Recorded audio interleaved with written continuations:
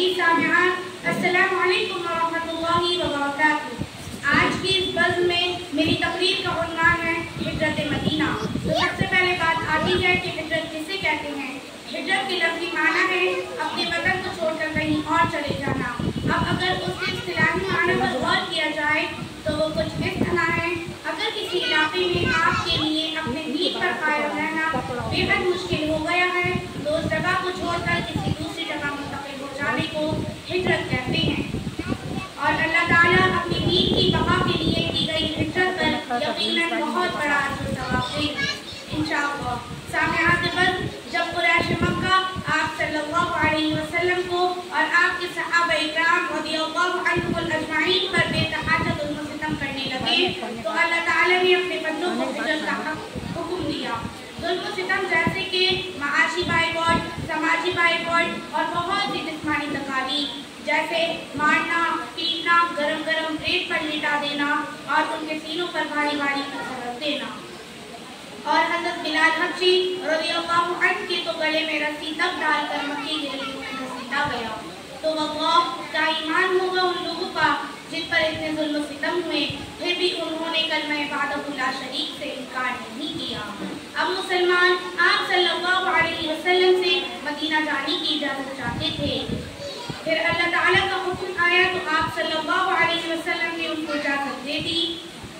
سب سے پہلے جنہوں نے ہجرت کی وہ ابو سلمہ رضی اللہ عنہ تھے اور ان کی بیوی ام سلمہ اور حضرت سلمہ بعد میں حضرت عثمان بن طلحہ رضی اللہ عنہ کی نگرانی میں وہاں پہنچی اور وہاں دیگر صحابہ بھی رفتہ رفتہ انصار مسلمانوں کے گھروں میں پہنچے اور وہاں پناہ لی۔ پھر عمر رضی اللہ عنہ بھی وہاں پہنچ گئے۔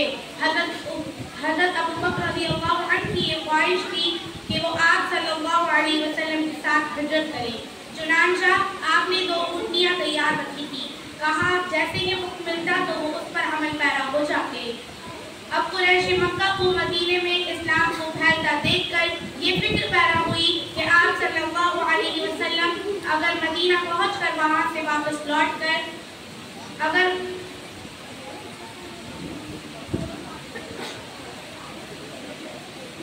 آپ صلی اللہ علیہ وسلم وہاں پر پہنچ کر وہاں سے واپس لوٹیں گے تو بہت مضبوط شکل میں ہوں گے، پھر ہمارا کیا بنے گا؟ تو اس بات پر یہ طے پایا کہ آپ صلی اللہ علیہ وسلم نعوذ باللہ قتل کر دیے جائیں۔ اس تدبیر عمل کی کوشش کی لیکن اللہ تعالیٰ اپنے پیارے محبوب کو ایسے کیسے چھوڑ دیتا۔ اللہ تعالیٰ نے ان کو وحی کے ذریعے آگاہ کر دیا، ان کو ہدایت دی کہ حضرت علی کو لٹا دیں اور آپ صلی اللہ علیہ وسلم نے سورہ یاسین کی تلاوت کرتے ہوئے گھر سے باہر نکلے۔ حضرت ابو بکر رضی اللہ عنہ کی اونٹنی پر سوار ہو کر حضرت کو اپنے ہمراہ لیے وہاں سے نکل گئے اور غار ثور میں 3 دن قیام فرمایا۔ جب قریش کے لوگ آپ کو ڈھونڈتے ہوئے وہاں پہنچے تو اللہ تعالیٰ کے حکم سے وہاں مکڑی کا جالا بن گیا تاکہ وہ آپ کو ڈھونڈ نہ پائے۔ وہ غار کے اندر تھے کفار دہانے پر، وہ غار کے اندر تھے کفار دہانے پر، قدرت کا کرشمہ پھر مکڑی کا اجالا تھا۔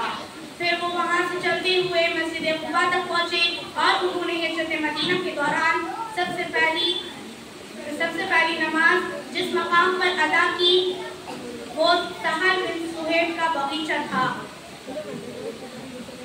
ہجرت کے پہلے سال مسجد نبوی کی تعمیر ہوئی۔ جنگ بدر 2 ہجری 17 رمضان المبارک کو پیش آئی جس میں مسلمانوں کو فتح حاصل ہوئی اور اللہ تعالیٰ نے فرشتوں کے ذریعے ان کی مدد فرمائی۔ جنگ احد 3 ہجری میں پیش آئی جس میں مسلمانوں کو شکست ہوئی کیونکہ انہوں نے آپ صلی اللہ علیہ وسلم کی بات پر عمل نہیں کیا۔